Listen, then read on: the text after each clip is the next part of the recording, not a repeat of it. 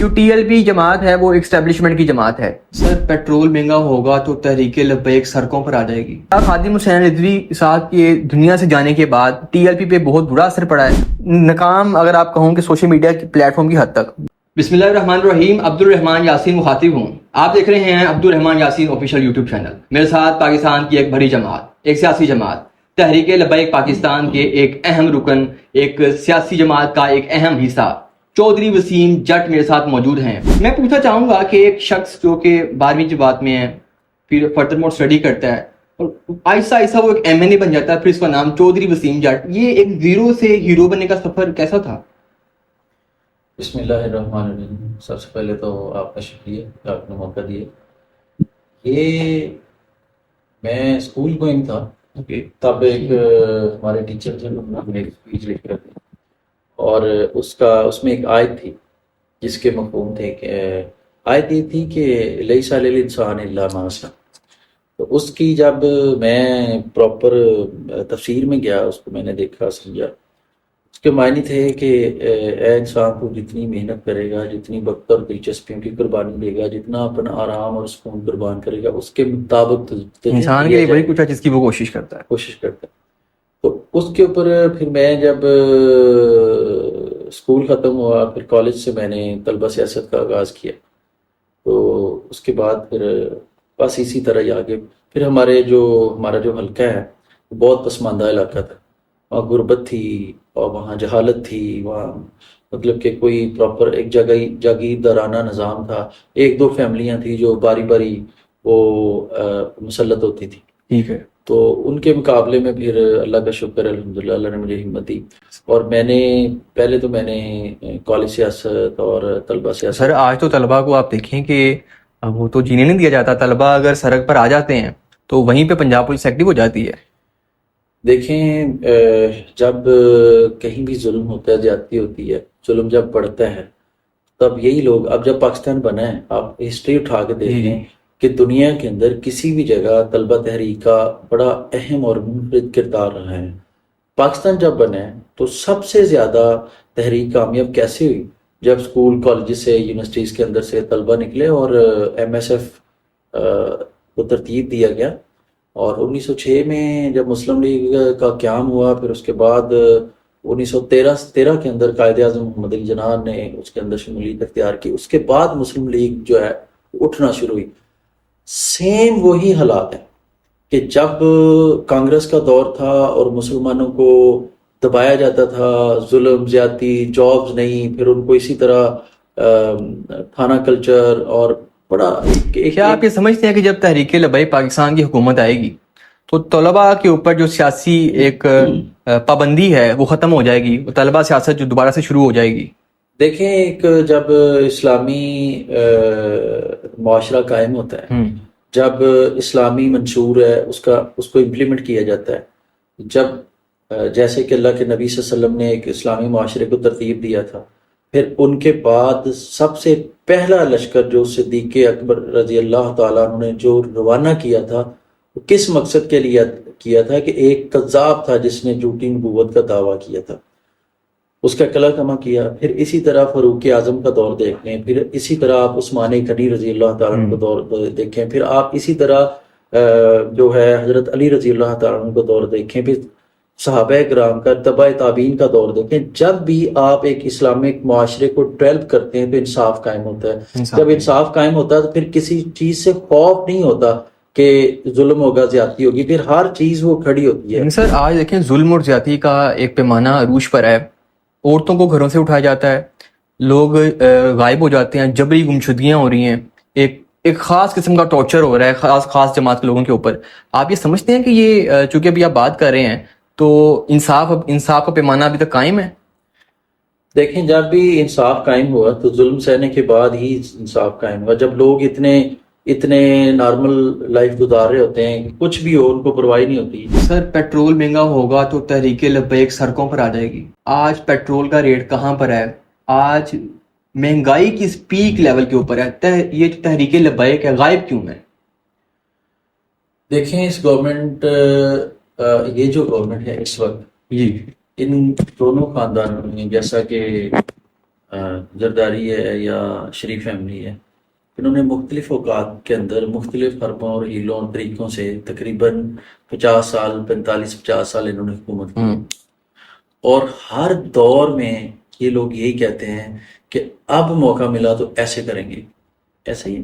جی جی تو جب ان کو مسلط کیا جاتا ہے تو یہ بیسیکلی حکومت منتخب ہو کے نہیں آتے، یہ لوگ پرچیز کر کے آتے ہیں، سر یہ کیسے حکومتیں یہ پرچیز کرتے ہیں، اور ہماری جو جمہوریت ہے وہ اس کے جو لوگ ہیں وہ خود بخود پرچیز ہوتے ہیں۔ ان کی جب ایک بندہ آپ کسی جاگیردار کے خلاف الیکشن لڑیں گے، ایک آدمی جب 50 کروڑ یا 40 کروڑ یا 30 کروڑ یا 20 کروڑ پہ الیکشن لگا کے اسمبلی میں جائے گا، سب سے پہلے تو وہ پورا کرے گا۔ اب یہ جو گورنمنٹ ہے، پہلے بھی جب یہ پی ڈی ایم بنی تھی، اس یعنی کہ جب سے انہوں نے سیاست سٹارٹ کی، پاکستان کے اندر کوئی اکنامک پالیسی اگر انہوں نے لانچ کی ہے، ان کے منشور کے اندر ہی یہ چیز شامل نہیں ہے۔ جب سے انہوں نے سٹارٹ کیا تب سے لے کے اب تک قرضے لیے ہیں، قرضے لیتے ہیں، پھر ان کو یہاں کمیشن ٹھیکیداری نظام کے اندر کھپاتے ہیں۔ سوال میرا سٹل وہیں پہ ہے کہ تحریک لبیک ابھی کہاں پہ ہے، کیوں احتجاج نہیں ہو رہے؟ دیکھیں بات یہ ہے کہ اس وقت کچھ پہلے تو آپ کو پتہ ہے کہ دوسرے ممالک کے کچھ وفود ایسے آئے ہوئے تھے، پھر لیکن اس سے پہلے بھی کوئی احتجاج دیکھنے کو نہیں ملا۔ بالکل احتجاج دیکھیں، جب ابھی حالیہ دنوں میں اسلام آباد اور پنڈی کے اندر احتجاج ہوا ہے تو اس میں تحریک نے سب سے زیادہ کردار ادا کیا ہے۔ اس کے اندر ان کو منوایا گیا ہے کہ بجلی جو ہے مختلف پارٹیوں نے کیا ہے، مگر وہ ایک دکھاوے کی حد تک تھا، تو جب تک اناؤنس نہیں کیا وہاں سے تحریک کے لوگ اٹھ کے نہیں آئے۔ تو جب آپ قرضے لے کر قرضہ اتارنے کے لیے عوام کی کھال اتاریں گے، پھر ان سے ٹیکس کلیکٹ کریں گے، ان کو اتنی تہذیب نہیں ہے کہ ٹیکس اگر کلیکٹ کرنا تو کیسے کرنا، اگر جو تھوڑا بہت ہوتا ہے تو اس کو آپ یوز کیسے کرتے ہیں، کوئی پالیسی نہیں ہے، تو ظاہر ہے مہنگائی تو پھر۔ سر آپ نے بات کی کہ جو حکمران ہیں وہ مسلط کیے جاتے ہیں، تو مسلط کا ورڈ، کیونکہ constitution of Pakistan 1973 right to vote, every person shall have a right to vote and elect any government, تو گورنمنٹ تو الیکٹ ہوتی ہے بائی دا ووٹ نا۔ مسلط اگر کر رہے ہیں تو اس کا کیا پروسیس ہے، اس کی کیا نیچر ہے، یہ کیسے مسلط کیے جاتے ہیں؟ دیکھیں یہاں پر کسی بھی جماعت کو، جو جماعت طاقتور ہوتی ہے، جو اسلامک منشور رکھتی ہے، پاکستان کی ہسٹری گواہ ہے، اس کو کبھی بھی پنپنے نہیں دیا جاتا۔ ٹھیک ہے، وہی لوگ اسلام کے نام پر آگے آتے ہیں جو مختلف جماعتوں کے ساتھ ان کو پش کیا جاتا ہے کہ جی آپ اس کے ساتھ اٹیچ ہو جائیں، اس کو سپورٹ دیں۔ جب وہ اسمبلی کے ابھی یہ حالیہ دنوں میں دیکھ لینا کہ کیا کیا دھمکیاں لگائی جاتی تھی ہماری فوج کو کہ تم بیرکوں میں واپس چلے جاؤ، تمہیں ہم موقع دے رہے ہیں، تمہیں سب کر رہے ہیں۔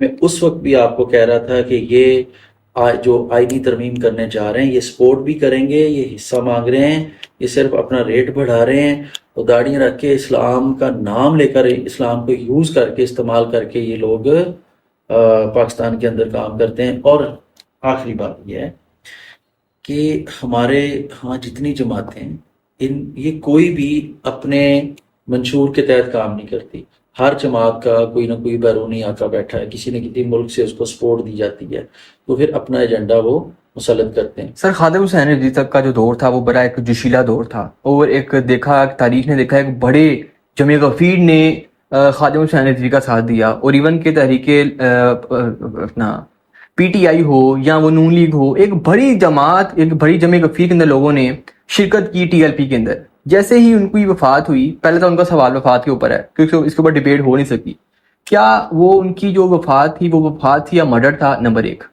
سیکنڈ تھنگ، کیا خادم حسین رضوی صاحب کے دنیا سے جانے کے بعد ٹی ایل پی پہ بہت برا اثر پڑا ہے؟ کیونکہ یہ باتیں سننے کو ملتی ہیں، اسٹیبلشمنٹ کی جماعت ہے، اس میں کتنا سچ ہے اور کتنا جھوٹ ہے؟ دیکھیں بات یہ ہے کہ اگر اسٹیبلشمنٹ کی جماعت ہوتی تو اس وقت تحریک کے لوگ جو جیتے ہوئے تھے ان کے رزلٹ تبدیل کر کے ان کو ہرایا نہ جاتا۔ جی جی ٹھیک ہے، ٹھیک ہے۔ میں آپ کو بتاتا ہوں کہ میرا جب رزلٹ آ رہا تھا تو میں 70,000 جب اب کراس کر رہا تھا تب 3 بجے رزلٹ روک دیا گیا۔ میرے پاس جو فارم 45 ہیں اس کے مطابق میں جو ہے 70,000 کا رزلٹ میرے پاس موجود ہے۔ مگر اسی طرح پورے پاکستان کے اندر تحریک کے لوگوں کو کا رزلٹ جو تھا وہ چینج کر دیا گیا. اگر وہ اسٹیبلشمنٹ کی جماعت ہوتی ہاں تو مجھے آپ بتائیں کہ سر، چونکہ تحریک انصاف نے تو اناؤنس کیا کہ جس کا ظلم ہوا ہے، جس کے رزلٹ تبدیل کیے گئے ہیں، وہ ہمارے ساتھ آئے. تو جس طرح مولانا فضل الرحمان کرے ہیں، تو کیا ہی خوب تھا کہ جو ٹی ایل پی ہے، جو سعد حسین نذری صاحب کی جماعت ہے، آپ ہیں، آپ عمران خان کے ساتھ کھڑے ہوتے، تو یہ کتنا ہی خوب تھا. کیونکہ آپ دیکھنے کو تو نہیں ملا ایسا. دیکھیں بات یہ ہے کہ جماعتوں کے اندر اختلافات تو ہوتے ہیں. بالکل ہوتے ہیں. فضل الرحمان صاحب وہ اس کا دروازے کا وہ قبضہ ہے جو ہر دروازے کو فٹ ہو جاتے ہیں. ان کے تو کیا ہی کہنے، ان کے موضوع پہ تو بات کرنے. اب سب سے زیادہ فضل الرحمان صاحب ہی مخالفت کی ہے اور پاک آرمی کے خلاف کتنا بولتے رہے. دوسری جماعتیں جب صرف دکھ یہ ہے کہ جب آپ اقتدار میں ہوتے ہیں آپ کو وہی فوج اچھی لگ رہی ہوتی ہے. جب آپ اقتدار میں نہیں ہوتے آپ صرف فوج کو ہی کیوں گالیاں دیتے ہیں. فوج کے جب جوان شہید ہو کے خون میں لپٹ کر جب وہ واپس آتے ہیں تو اس چیز کو نہیں دیکھتے آپ. اگر فوج آپ کو کسی کی گود میں بٹھا کے اقتدار تک لے جاتی ہے تو فوج ٹھیک ہے، تو ٹھیک ہے. اگر نہیں تو پھر فوج، ہماری فوج سب سے زیادہ غلط ہے. ایک منٹ، آپ کا جو نظریہ ہے فوج کے متعلق وہ کیا ہے؟ کہ وہ سیاست میں آنی چاہیے یا وہ بالکل غیر سیاسی ہونی چاہیے؟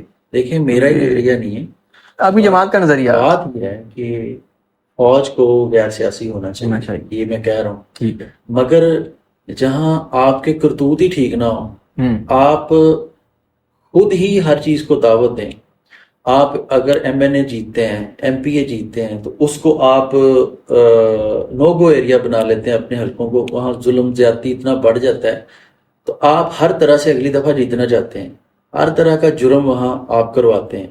ہر طرح آپ کے حلقے کے اندر جرائم کی ماں بن جاتے ہیں.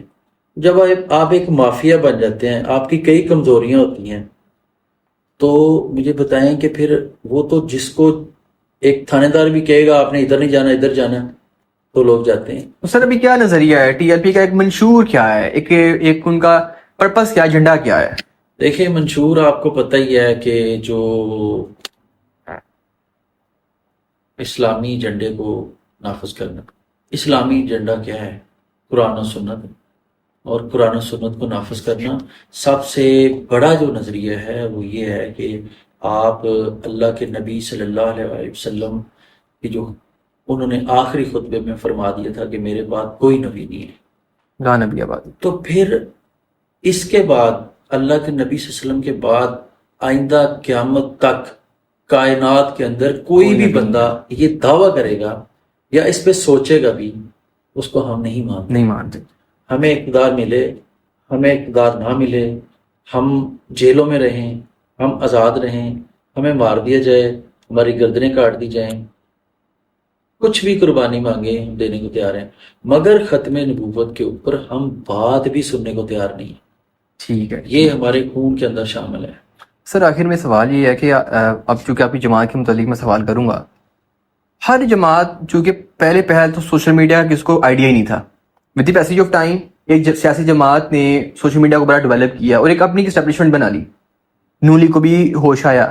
کیا لگتا ہے کہ آپ کو کہ جو ٹی ایل پی ہے اس جماعت کو بہت شدت سے ضرورت ہے، بڑی اشد ضرورت ہے سوشل میڈیا ڈیولپ کرنے کی، کیونکہ وہ اسکرین پہ نظر نہیں آتے؟ ویسے وہ الحمدللہ ایک اچھی جماعت ہے، ایک اچھی فین فالوئنگ ہے، لیکن سوشل میڈیا پر نظر نہیں آتی کیونکہ سوشل میڈیا کو پتہ نہیں وہ سمجھتے نہیں ہیں یا سوشل میڈیا پر آنا نہیں چاہتے. تو آپ کو لگتا نہیں کہ اس کے اوپر بھی کام کرنا، آپ کو ورکنگ کرنی چاہیے؟ دیکھیں آپ کوئی بھی ان کی جو کوئی سپیچ ہے، آپ میری اس پہ فیس بک پہ جائیں، میری سپیچز آپ دیکھیں، کوئی بھی سپیچ ہے اس کا کوئی بھی کلپ ہے، ایون کہ جہاں نام آتا ہے وہیں سے وہ فیس بک اور وہ سسٹم ہی اس کو ختم کر دیتا ہے، ڈیل کر دیتا ہے. ٹھیک ہے.